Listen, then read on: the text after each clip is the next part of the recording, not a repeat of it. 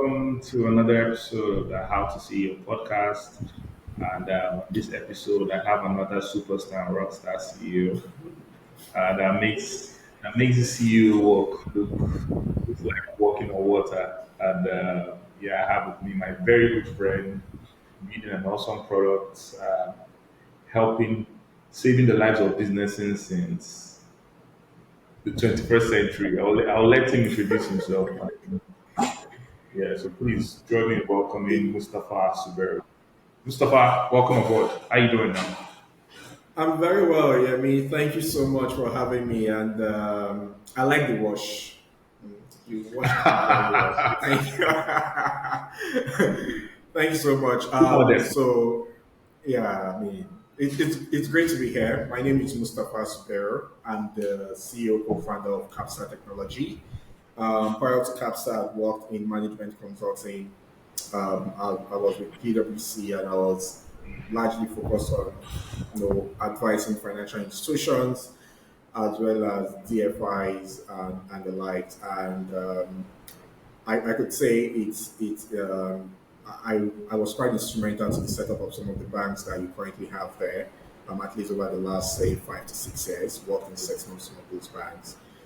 Before that itself, I spent about 4 years of my life in banking, investment banking, working as a research analyst, and a lot of other things. So it's um, it's been a journey from finance to consulting and entrepreneurship, but focus on finance and all. So that's the summary of me. I say I'm privileged to lead the team at Capsa Technology.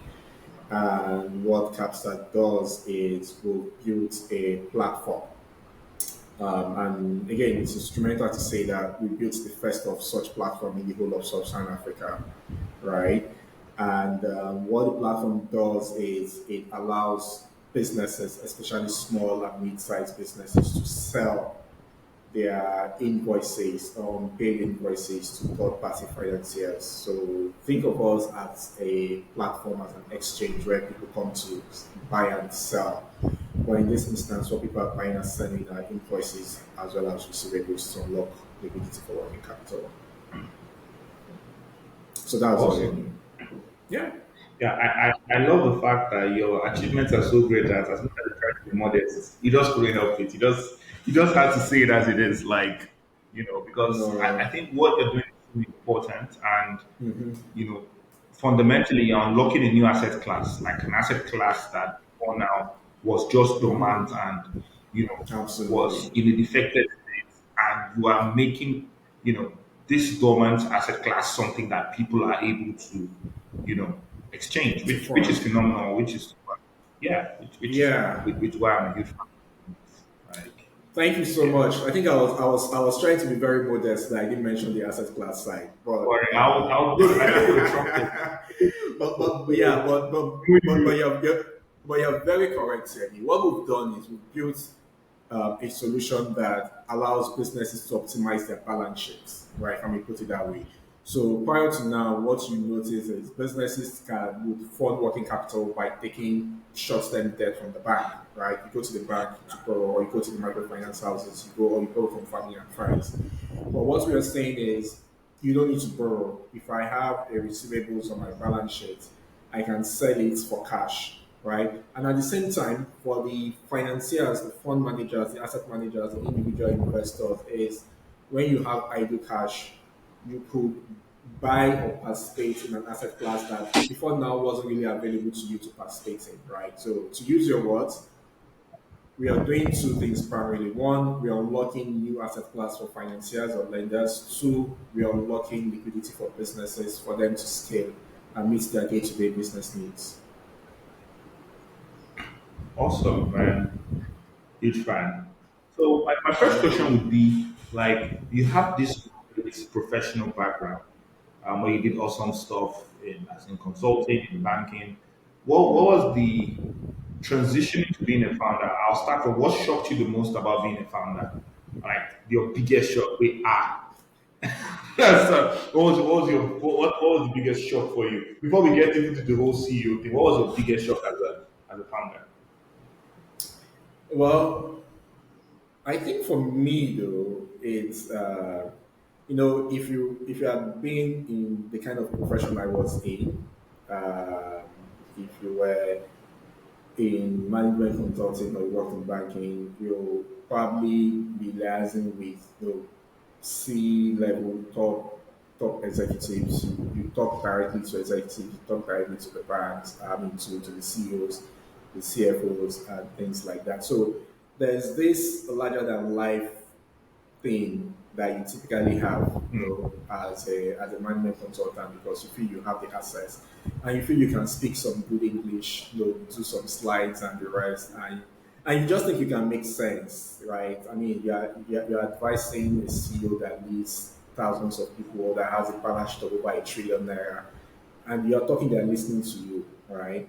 So I think that mindset, right, was what I took into being a founder, and I was humbled, right? So I think I think I came up, I came with that same very full blown confidence. I believe that having talked to or worked for this type of top people, it should be nothing talking to anyone or pitching to anyone or getting people to buy or see the things I want to do. So I think the first shocker is the fact that no one really cares about what you say, or the things you speak, Mm, right? You mm, really need to be humble. You need to speak to customers. You need to, no matter how annoying they are, no matter how annoying your stakeholders are, you need to be able to effectively manage them, right? So I think for me, that was a big eye opener to say the terrains are different, right? So the way you manage stakeholders here, different from the way you manage stakeholders when you are like the founder. And stakeholders, it means your customer, your investors, your employees, and the like. So I've learned to be to bring myself down and be humble enough to talk to mm. people, to understand pain points, and jointly see how we can solve those pain points or solve those problems, and at the same time carry my investors along. So it was different from when I could just walk into a room, think, I could just say what I want to say and move out, and there's really nothing. But it's a different terrain, to be honest. So I think a couple of follow-up questions from some of the things you highlighted. From your perspective, do you think there's any fundamental difference between being a founder and a CEO, ideally? And if you think there is, like, what differences do you think actually exists, and like that sort of differentiates the role of being a founder and a CEO? Mm. Yeah, so the first element, you do have a lot of differences between being a founder and a CEO, right? Um, and though you have a situation where a founder can be a CEO and a founder can just be a founder, right? You also have a situation where a CEO can just be a CEO, the CEO cannot be a founder, right? But you also have a situation where you can have both together, a CEO also being a founder, right? So in terms of what these differences are, a CEO is typically that guy that sets that broad vision, right? And depending on what the circumstances are at that point in time in the business or the business environment, will know the best tools to deploy or the best way to manage his own business to navigate current economic terrain. So some CEOs are what you call wartime CEOs, right? So when the terrains are very tough and people that need to make very hard and tough decisions, we have some CEOs that fit into that particular profile. And you also have your peaceful time CEOs where theirs is just to manage the shape, during a normal business time and environment and it goes, right? But a founder is typically someone that has a lot of entrepreneurial spirit and drive in them. A CEO might not necessarily need to have entrepreneurial spirit and drive. A CEO can just be a regular employee that knows how to manage stakeholders, manage affairs of the business, and get results out of them. But the founder is someone that will typically have the entrepreneurship drive. A founder with someone that because of the entrepreneurship drive, they have eyes for constantly solving problems, looking for how to create either create a business or create a solution or bring a solution to solve a problem so as to unlock a business opportunity, right? And the founder is good at doing the groundwork to get things off the ground, right? Rolling up their sleeves, doing the dirty work, bringing the different stakeholders together to get the business off the ground, right? So whilst the founder might be good at incubating, right? Incubating the idea, pulling resources, building it, bringing it up to life. A founder might not necessarily be the best to scale the business, right? So, because what I've noticed in with my experience so far, even from the corporate world and running Capsa, is um, what works for you in year one might not necessarily work for you in year two, right? And what worked for you in year two might not work for you in year three. So there's need for that constant um, to destruct yourself, destruct your business model, and look for what are the new things to do, right? But most times, because founders are people that likely get caught in details because they are hands-on, they roll up their sleeves to really get things done. There's a possibility that they get caught in all the troubles of running a business day to day, right? And with that, they can't really put themselves back to think of the bigger picture and how to scale the business beyond them, right? So that's where a CEO comes in. A typical CEO is someone that can be high level, can put together the necessary resources to deal with the details and the day-to-day running, and look for the right partners to scale and to grow the business from where it's currently is. So those are a couple of the things I see, as difference between the a CEO might not be that conceptual, but a founder is someone that can be conceptual and bring things from the ground.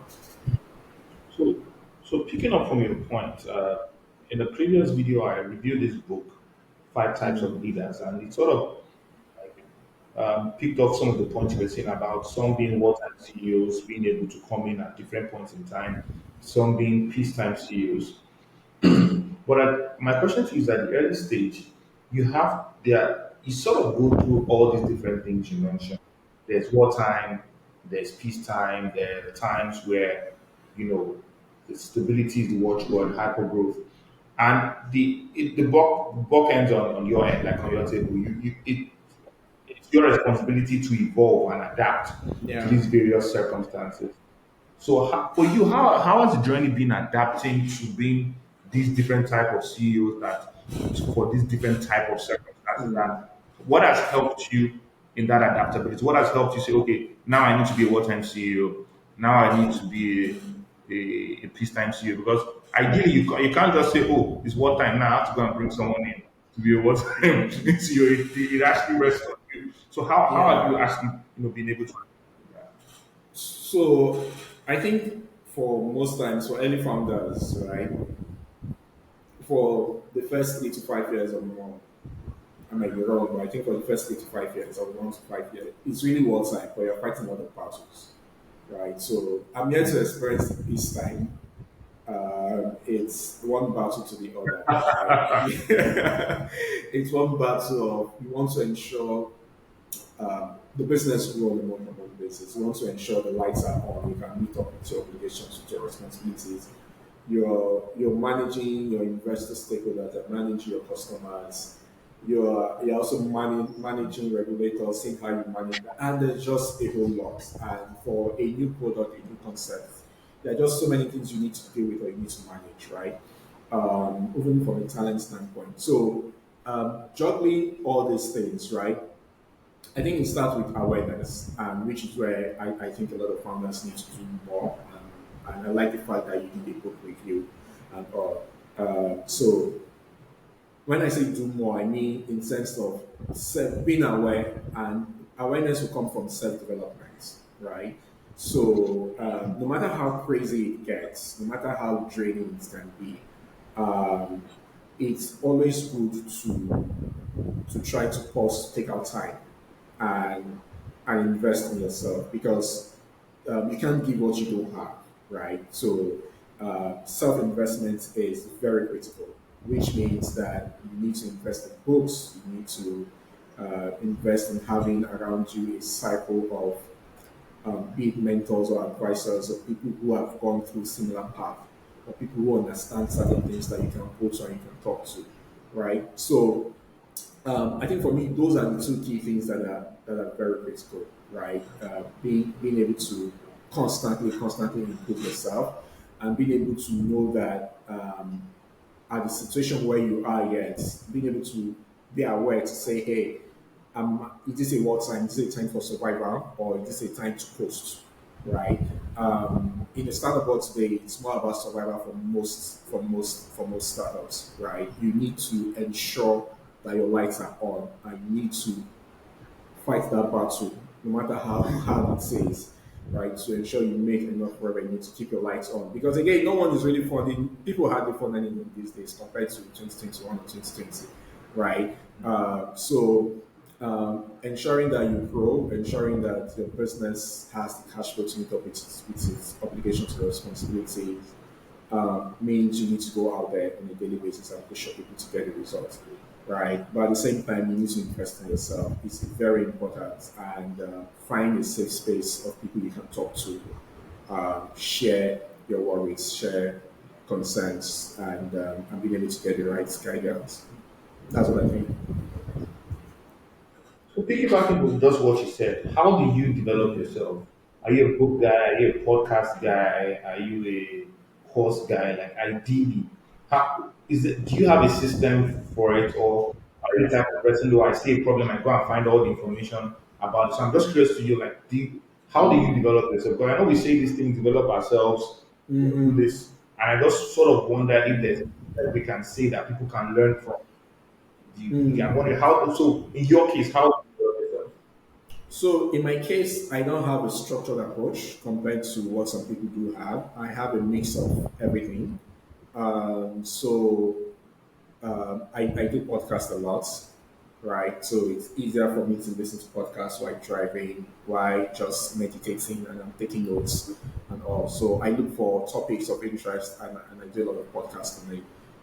The second favorite way that I get to do as well is learning from people's experiences. So I like to engage and to talk to people and ask questions, right? So if I have something troubling me or something I think I need answers on, you see me looking for people that have probably done it or people that have experience in that field, and I want to talk to them to ask specific questions um, that are in line with what I'm currently going through or what I'm thinking, and to also get like things that are tailor made to my own situation at that point in time, right? So I do that a lot. So the last week will be books, right? So um, for books, I would say I'm a lazy reader. So what I do most times is for a book that's of interest to me, I go to on Get Abstract. I don't know if you don't Get Abstract. So Get Abstract gives you the summary. So I learned that in consulting. Maybe that's why I got lazy. So we had access to what you call Get Abstract. So Get Abstract uh, gives you the salient points in any book that you're looking for. So a 200 pages book it could be summarized into 10 pages or 11 pages with all the key things you need to know, right? So on the back of that, I just go and get abstract, get the book, read it 5, 10 pages, and I'm fine, right? Because with that, I get the main thing. So most times in books, because there are so many things sometimes that I think are not necessary, I get distracted when I start reading things that are not connected to the point, right? So by my own background, I like things that go straight to the point. Tell me the things I need to know and what I need to know. And if I have a follow-up questions, then I go ask questions. So anything that is not relating to the point of conversation to me, it's a sort of distraction, and I don't like it. So which is why I use Get Abstract a lot. It gives me a summary of the things I need to know, and when I need to read for more, or if I need additional resources, it also recommends to me to tell me if you want to learn more about this, you can read this other summary, that other summary, and the like. So if I were to summarize, one is podcast a lot, two is talking to to experts or people that have had experience or gone through similar situation. And I read a lot of Get Abstract. I read books to Get Abstract. It just makes my life easier. Awesome. I just learned a new one, which I will be stealing. Get abstract, great one. I couldn't agree Yeah. with you more on the subject of books. I think there's this pressure to make the book voluminous. So the editors tend to Yeah. like pack it with a lot of, and I find podcasts being a bit more authentic these days. I feel like it Mm. doesn't have any fluff. There's just this raw cut. So I totally agree with you. But thank you for that recommendation. I'll be checking out Get Abstract. Sure. Sure. You said earlier in your experience, you've advised CEOs from different sectors. I'm curious to know what is one thing you learned while working with those CEOs that you felt has, or you observed, it could be from observation, it could be a direct advice that you felt helped you when you actually Mm. started your own startup. Like, if you could mention the CEO, if not, it's fine. But hey, while working with X, I learned this, and you don't want to make the other CEOs jealous. But if you Yeah. could, it's fine. But which other one? Well, I do have my preferences, and I'll be mindful because I have personal relationship with some of those people. But I'll just summarize some of the key things I've learned. Right. So I think the biggest learning I got from them is and it's kind of cut across board is the power of being focused in the sense that when you're running the business and you have hundreds of thousands of people under you, there's this tendency of, you have so many aspects of the business and everybody's bringing everything to you, right? So I learned what you call like a type one and a type two kind of a decision. So, and that's where the focus comes in. So, a type one decision are those aspects of your business that are extremely critical, that you know that Hmm. if anything goes wrong in this area of my business, I'll be in trouble. So, in the instance, in terms of banking, for instance, which is where I did a lot of my work, you look at things like risk management, right? It will follow that type one. You look at things like regulation, it will follow that type one, and perhaps treasury activities, right? So you'll see the CEOs won't joke around those three areas. And for some of them, human resources as well, but not all. Some of them don't really pay so much, but some do. They don't joke around those 3 to 4 areas, right? If there's anything that needs to happen in that area, they want to know and they want to be involved. And you see them dedicating more bandwidth and resources in those work because if anything goes wrong, it will wreck the bank or it will wreck the business, right? So that way it helps them to just focus on what is extremely important for the success and the continuous sustainability of the business. No CEO wants to have the title of the bank going down during their tenure, right? Or the bank crash during their tenure, right? Then they could now leave other things like, I mean, some other areas of the business that if the cost of failure is not that catastrophic, right? So it's a question of what's the cost of failure for a type. So type two decisions are those things that, okay, what's the cost of failure? The cost of failure will not cost me my banking license. The cost of failure will not mean I have to go down. The cost of failure. So in that instances, you can delegate more to your subordinates, to other directorates, other people to oversee those things, and you be like on a need to know basis, right? And you get to see what is happening there. And you can offer your own insight, but you are not necessarily heavily invested. So for me, that was very helpful because when I started out, I was when I started at uni, I was literally trying to be involved in everything, and I was being drained from from having to be involved in practically everything, right? And I had to take a step back and to dimension what aspect of this business I can toy with, what aspect of the business can wreck us if things goes bad. So those aspects I focus and I ensure that if anything happens there, I want to know and I want to be involved heavily. And some other aspect of the business, you guys can have fun. It's fine. Whatever happens there, we know we're not going to die, and we just keep going there. Then the second thing I've learned as well is with respect to, I'll say human relation or humility, being very humble enough to listen to your people.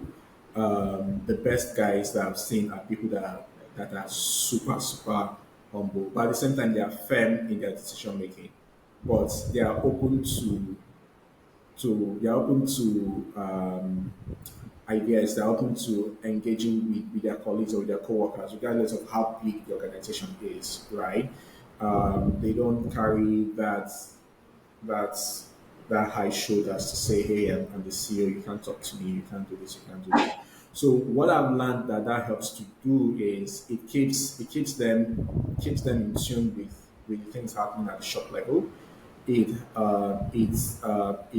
promotes some sort of openness in the organization where people are free to express opinions. People are free to come up with innovative ideas on how to do things, right? So those two things are things that I've really admired in a couple of the guys I've worked with, right? The guys, okay, guys like Abubakar Suleiman, guys like um, I've mentioned those for you, right? Guys like Finally, finally. Wale as well, right? Who is the CEO of Standard IDC Bank. So those are great guys, and guys like Shodola Jide, who is the CEO like of Andova. So these are guys that I've learned a lot from, and they still teach me a lot of things, and they're people I'm happy to go talk to when I'm bothered.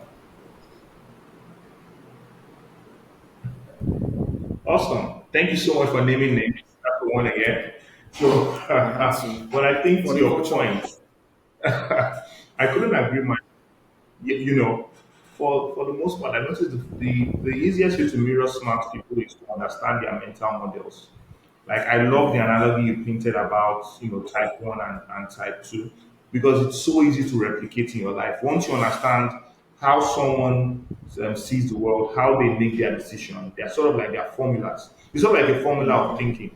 So someone sharing their mental models is like one of the greatest prizes that they can actually share with you and you can like replicate it in your own system. Because in more often than not, mental models go beyond different contexts. You can apply it to Yeah, different contexts and different situations. You could apply this to your personal life, you could apply this to your general organization, you could apply it to maybe key aspects. So which is something. So thank you so much for sharing that. Now, what is one advice you are glad you didn't take? Like starting off and you got a ton of advice and looking back now, oh thank god I didn't take I didn't take this advice. uh, so I think one advice I'll be very glad I didn't take was, um, you know, I started out when there was this sort of some boom in the markets, right? When Hmm. the startup was very it looked so lucrative. Everyone was fintech bro here and there, and you had people yeah you had situations where people will tell you you're not spending enough. People will tell you, oh man, you are the CEO, you should earn at least this. You should have this number of staff around you. You should do this. You should do that. But I think something in me just felt that wasn't right. Something in me felt that regardless, the business shouldn't carry a cost that it cannot bear, and you should gradually do it. So I mean, it was a lot of pressure, and I won't lie to you. Even I was at an accelerator where this was even great to say, hey man, you have to pay yourself very well. You have to have this amount of staff around. You have to, and for me, those are just like wrapping up bond rates, right? At every point in time. So for me, I'm glad I didn't take that. I'm glad I chose the path of being lean. I'm glad I chose the path of being lean and not take up all those advice of live the life of a Fortune 500 CEO when your business is not talking about Fortune 500, right? So I think the concept of lean management and lean startup was very helpful for me, and I didn't take the advice of living the CEO life at the beginning. So I'm glad I didn't do that. Awesome, thank you so much man, that's deep. I can relate to that advice. I can relate. Got a couple of times too. So I'm so glad you didn't take that advice. What's your Yeah. best? What's your favorite part of being a CEO? What is the one part about being a CEO that you really like? Ah, man, I mean, I don't really think there's a favorite part, to be honest. I don't really There think has there's to a be favorite. now. I don't really Just think there's a pick favorite pick one part, of your to be many honest. favorites. I mean, you and I know it's ups and down, right? Some days you're on top of the world, and you're like, yes, you're killing it. Some days you're like, are we really killing it? What is really going to happen, right? So it's an emotional roller coaster journey. But if I were to select, I would say, to be honest, I would say most times when I get joy the most from being a CEO is when I see value being created, when I see transactions being funded when I see transactions being funded on Capsa, right? When I see vendors being happy, suppliers being happy, when I see them coming to give good reviews of their businesses, and I can never forget this particular incident that I once took a nap. I once took a nap and I woke up, and between when I took the nap and I woke up, we've had like over 60 million trades on Capsa, and for me that was like I was super happy. Wow. I think I can maybe for now that's like one of my joyous moments. I was like, wow, just within these 2 hours I went to sleep without me doing anything. We've made money and there's money in the account.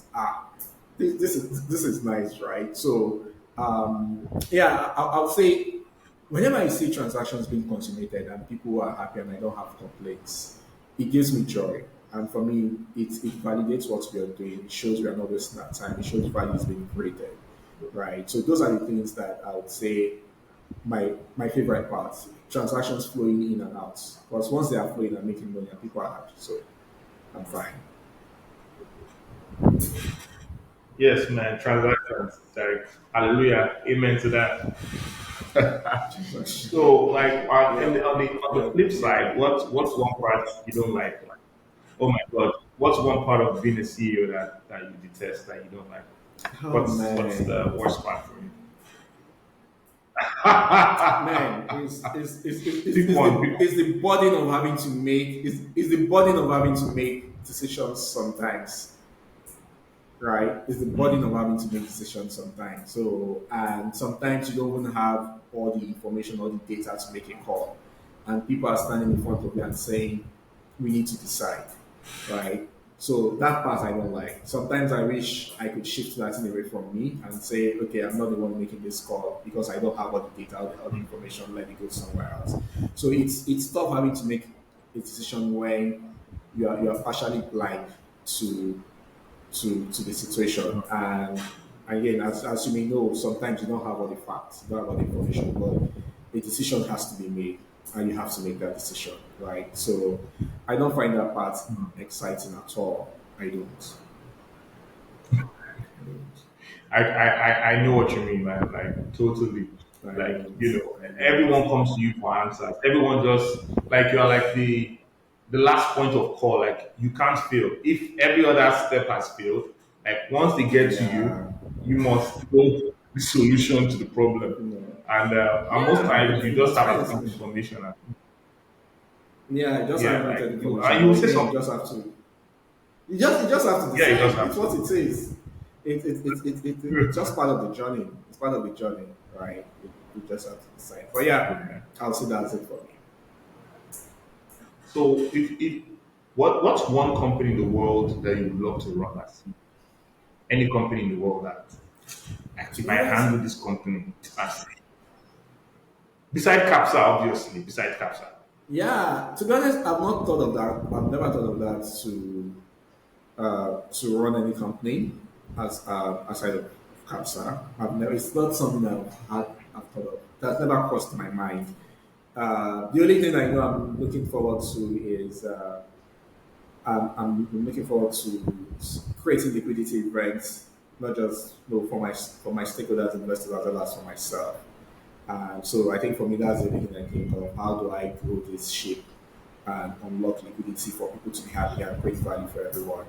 And I've always looked forward to an acquisition right? Not me being acquired, but I've always looked forward to me acquiring businesses. And I still look forward to that, to acquiring businesses. I look forward to running a bank, but not for long. Even if I don't run it, I should own it or part own the bank. So those are the kind of things in my head. Not that I have any particular one, but I'm out there. My eyes are constantly open. I'm looking for when the opportunity of time will be right to make that move. But yeah, those are the kind of things I look forward to. But I don't have any particular company in mind that I want to run. I don't. I Hmm. don't. Hmm. So if you could hire any superhero as your COO, not to make your CEO jealous, but any superhero in the whole world as your CEO, who would who would you hire? Anyone? I have my own superhero, right? So my superhero Okay. might not be someone that is very popular, that is known. But I have a Okay. superhero Okay. called Omodolapo Dosunu, and Oh, nice. yeah, yeah, she Mustapha was in the president. sense I that like that. I like that. in the sense that her work ethics are top notch, and she's a performer.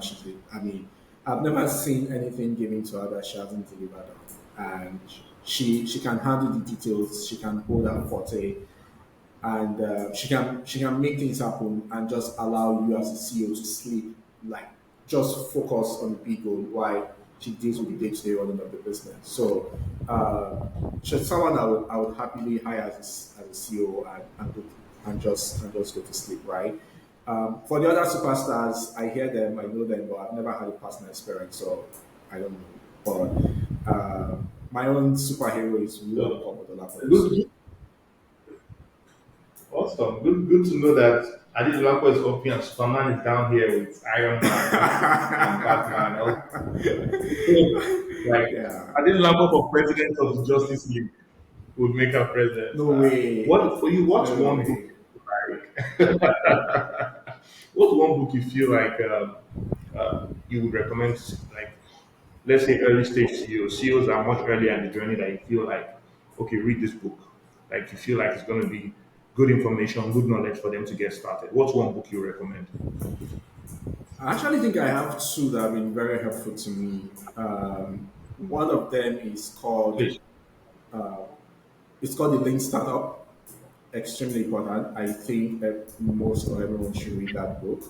I'm horrible with the name of authors, so if I like a book, I just focus on the book, and I don't really put the name of the authors in my head.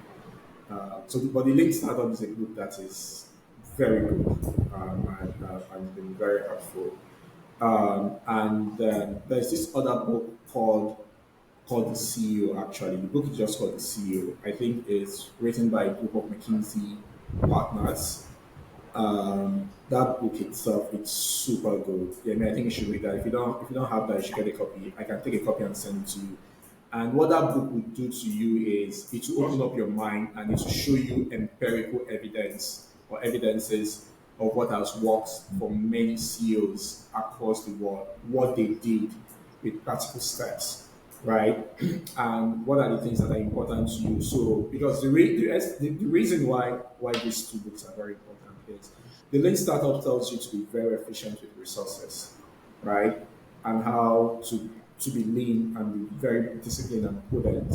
Why the CEO book itself, called the CEO, helps you um, to think out big, right? To really think big and how to go big on your own opportunities, and how to create outside returns as well as outside value. Because so when you have outside return, outside value, and you have a very disciplined and low cost profile, then you know that, when you do the top line versus cost, then you know that you are in for very good returns from a margin standpoint.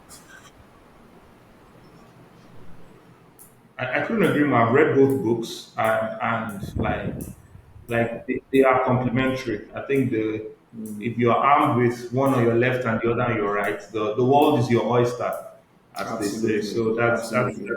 that's brilliant. So, what if you could just give one advice to these young, upcoming, enthusiastic CEOs that want to take on the whole world and make the world a better place? Our modern day conquistadors. What would it be? Well, it's it's a tough journey, man. That's the long and short of it all. But I think it's to be extremely focused. Focus on the value you want to create, right? And focus on that value should be you focus on your key stakeholders, which are your customers, your your your employee, ensure you're getting the right talent of people to work with you, as well as you know, managing your investor base and the right. So that focus on your key stakeholders, customers, employees, as well as investors are very important, right?